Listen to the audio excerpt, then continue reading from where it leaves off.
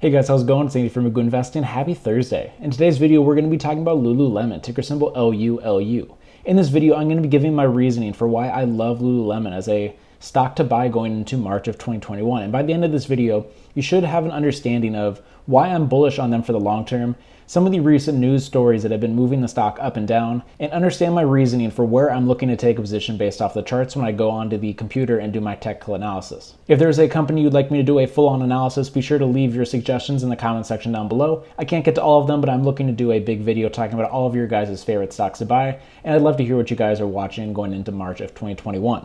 Lulu has been one of these stocks that I talked about in yesterday's video that had an incredible run in 2020, being up, I think it was like 40% on the year, but it has started to slide going into 2021. We've been seeing this trend where mainly it's been the tech stocks, the stay-at-home stocks that have kind of sold off going into February as some of the worries of what's going on with the vaccine stuff, some stuff with the Federal Reserve has been pushing the market down overall. And so in that video yesterday, I was looking at a part of the Peloton analysis where someone was talking about some of the worries about the winter coming to an end and people being able to go outside and exercise outdoors. And I thought, what is a company that would benefit potentially from things getting warmer and people going outside? Lululemon. So that was the kind of inspiration for today's video. Currently, Lululemon is trading for $318 and it's down almost 9% on the year. Looking at the stock's annual return since 2014, you've had two small red years followed by a 24% gain, 21%, 55%, 91%, and then last year having a 50% gain. Looking at the history of the stock since 2007, Lulu has seen a compound annual growth rate of 26% compared to the S&P 500 sitting just below 10%. So this has been a stock that hasn't been around for as long as something like an Apple, which I talked about in yesterday's video, but it's been around for a while and it's seen very impressive returns on a consistent basis. And the times that things have gone poorly and they have had a red year, it was only a 5% loss. So have not seen any catastrophic meltdowns that would worry you about a long-term investment because of the volatile history of the company. So based off of the track record, I like it for a long-term investment. I'm making this video exactly 1 month until Lulu is expected to release their earnings on March 25th. In early January, they announced that they expected to have great numbers to come out of their holiday season's earnings report that they will announce towards the end of March. Based off of that, you think that things would have gone great and the stock would have jumped based off of that. But analysts were looking for a different type of conversation. They were looking for a raise on their outlooks. And so while things are looking to be great for the past quarter, the outlook kind of pushed the stock down. And that's kind of been the trend that we've been seeing with a lot of these companies that have exceeded expectations during 2021. It seems like the expectations of the analysts and the overall market seems so difficult to reach. So even when companies are beating their own expectations, if they don't raise their guidance for the future, then Wall Street doesn't like that. So that's kind of the story that we saw there. Going back to their earnings report in December, they beat estimates after having a strong demand for workout gear. They saw their sales increase 22% year over year and their net revenue was up 19% overall. So even in this pandemic impacted year, they still saw 20% growth in their revenue overall, which is very impressive. E-commerce has been a huge boost to Lululemon during the pandemic, and that was something that I watched early on during the pandemic with a lot of the retailers, specifically Nike and Lululemon, because these are brands that are heavily reliant on retail sales. And these are two companies that have incredibly high brand loyalty, and we've seen their customers go online and be able to purchase their things. And that's kind of the way that I determine how strong the brand loyalty of a retail company is, because it's a lot easier to, go to the mall, go through some of the stuff in person, but going online and picking out their stuff specifically from their website shows a lot higher brand loyalty, and we saw a massive boost to their e-commerce sales year over year. One place that really impressed me was that 42.8% of their total revenue came from direct-to-consumer compared to 27% from a year prior. What this means is people are buying their stuff directly from their website or from a store. This makes it so you can cut out the middleman, which improves margin because you don't have to be selling it at a discount to some of these other retailers to sell it for you. So being able to go from your products and selling them direct to consumer increases margins and allows the brand to have stronger brand loyalty because it most likely gets people in the doors at their stores instead of being at, like a Target, potentially if they're selling Lululemon. I'm not really sure. I'm not the target demographic for Lululemon, obviously, so I don't really know where it's being sold.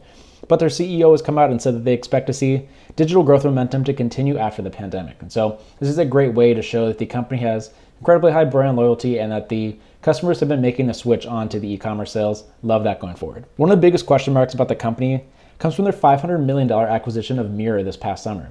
This has been something that I've talked about as being my main bull case for why I love Lululemon going forward. Mirror has been marketed as the invisible home gym, and in 2020 we saw companies like Peloton that were set up perfectly to take advantage of this these lockdowns and people staying at home and wanting to exercise. And so Mirror is being marketed in a similar space. And we've seen an explosion of growth in the home fitness space. We've been seeing these well-known companies like Nike, Apple, even Peloton, making their own apps that aren't required to come with actual hardware, but brings in reliable revenue from a subscription model. And so at first, I thought this might be a detriment to a company like Lululemon, but I think it really legitimizes the business because it shows that these major brands are looking to get into it and shows that there's incredible growth opportunities. And based off of the incredible returns that we saw from Peloton in 2020, I'm very curious to see what happens with this next earnings report to see if they talk about the success or failure of Mirror. Because it is seeming like it is online at this point. Right now, the Mirror is cheaper than Peloton, but it's still pretty pricey. But at this point, it seems like they're being sold in a few physical locations. But I was able to go online and put it into my cart, which makes me feel like hopefully the company is going to talk about them in the next earnings report because it should be a part of their sales overall. Overall, the company expects us to bring $100 to $150 million of revenue going forward. And the thing that really excites me has to do with the reoccurring payments with a subscription model. I've talked about Peloton, Adobe, Microsoft as having these great recurring payments coming in for their revenue, and having a different stream of income for a company like Lululemon that has exclusively been a physical retailer. Love this for them. So looking at revenue, this is what the chart looks like, and you've seen incredible growth year over year, which is that bottom green, and then there's one little sliver of red, meaning that it had negative year over year. It had a contraction in revenue overall, but that was during the pandemic. And then right after that, it recovers with a positive year over year growth. And as I mentioned, they saw 22% year over year growth for revenue. So this has been a company that had a little bit of some struggles at the beginning of the pandemic. I don't really blame them. With things shutting down, it's hard to transition fully over to e-commerce, especially as people and consumers are less likely to be buying at the beginning because of how uncertain everything was back in like March, April of last year. And then their net margin isn't amazing, but for a retailer, I'm pretty happy with it. It makes sense because based off of how expensive their products are, I would hope that they're being sold at an incredible markup so they can have relatively high margins for a retailer. So everything looks good there. Looking forward, their CEO said on a call with Jim Cramer that their goals are to double their men's business, double their digital sales, and quadruple their international sales. So I love companies talking about their future growth opportunities because those are the things that I look at before deciding if I want to buy into a stock. I want to hear what's happened recently. I want to see if I can get it at a discount, and I want to hear what the company says about their optimism, about their business going forward. Yes, you can hear all these analysts talking about how they feel, but I want to see people on the inside feeling very confident about the product they're putting out. That's why I like to look for insider buying or selling, because it really tells you a lot about how they feel about the company. And based off of what the CEO has said in the past couple months, they seem to be very bullish on their product overall. So now let's hop on over the charts and talk about what I see there and where I'd be looking to buy in if things fall further, because we are going into the earnings report, and that's going to be a lot of optimism and volatility that could push the stock around. So I'm going to talk about what I see there and where I'm going to be setting some alerts to potentially buy in if the stock reaches my target price. Okay, so here we are looking at Lululemon Stock, ticker symbol LULU. As you can see, it is very impressive when you compare how it fell at the beginning of the pandemic and then seeing that it had a 50% year overall. That's a very impressive comeback. And so this is the history of the company since 2017, back all the way down at $63, and now it's up at around $318, $319. So I wanted to point out some areas that I've been watching as potential buy-in opportunities, because as of right now, the momentum has stopped pretty much for all of Lululemon. I want to zoom in right here and talk about how I kind of look at these charts and determine which way the momentum's going. So in the summer of this past year, you get a lot of momentum to the upside. You see a lot of green candles. You see a massive push off, a sell off down to a support, which is what you want to see. And then it starts pushing to higher highs. Then you get this earnings report where it sells off aggressively, comes back down to the levels that were tested in June, and then I guess middle of June and end of June, and then started pushing back up. But it really had a tough time. Here we have a lower high.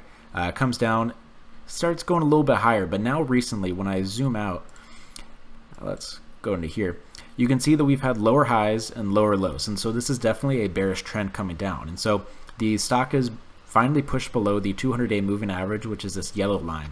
And so the areas that I'm looking for to come down to are the areas that were tested in September and then June. So this would be the $290 mark. And so we still have a little bit to go, but I will set an alert there to see if it comes down to this level.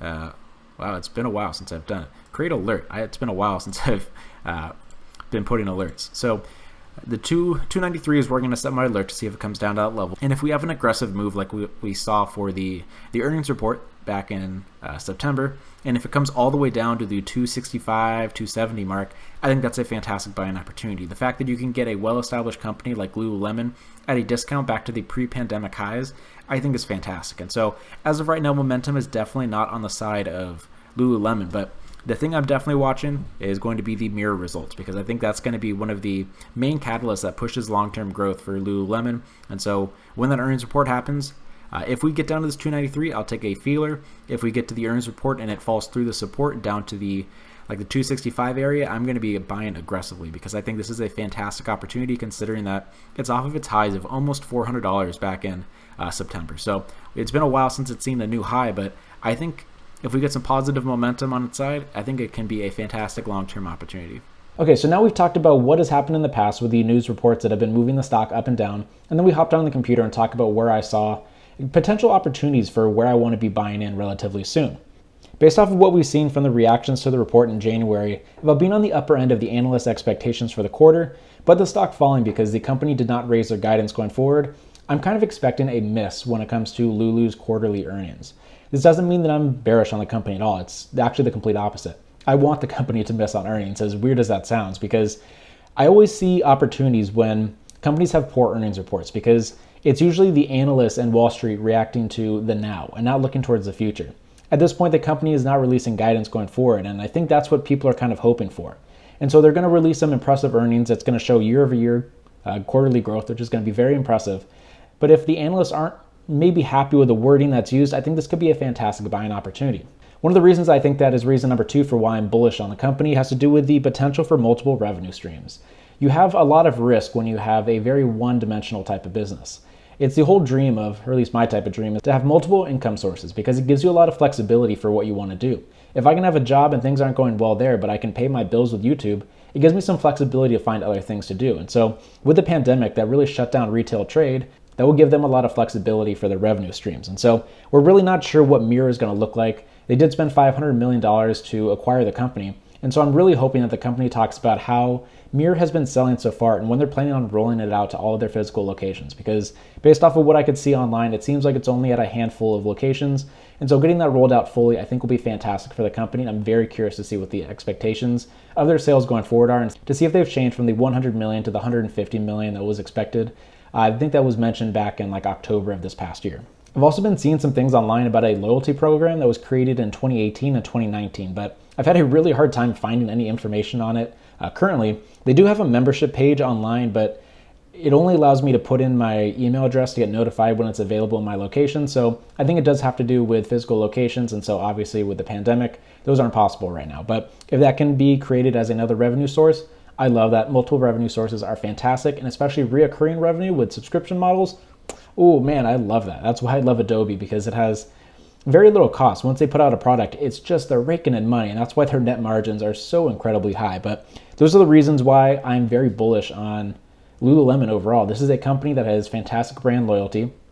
They've shown that their customers are willing to go online and buy direct to them, which increases their margins, which is going to help the company for the long term. They've had their first acquisition with Mirror, which I'm very curious to see what happens with the upcoming earnings report.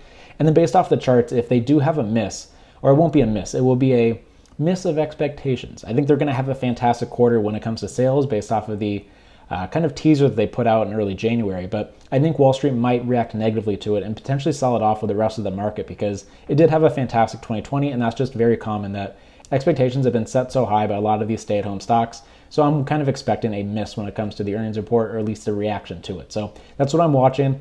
The earnings report is a full month away, so I'm not sure what I'm going to be doing in the meantime. If it does come down to my price target, I will be buying in and be taking a feeler position, is what I call these smaller positions, and then wait to see what happens with the earnings report, see if I can get it at a better price. But Lululemon is one of my favorite stocks out there, and yesterday when I talked about the stocks I'm looking to buy, I wanted to give Lulu its own full video because I think it's one of my favorite stocks. I might put it in my top 10. It's not a stock I own right now, but if I can get a fantastic company at a discount, I will always take that opportunity. So let me know what stocks you guys would like me to talk about in depth in a future video. Thanks for watching, and I will see you tomorrow.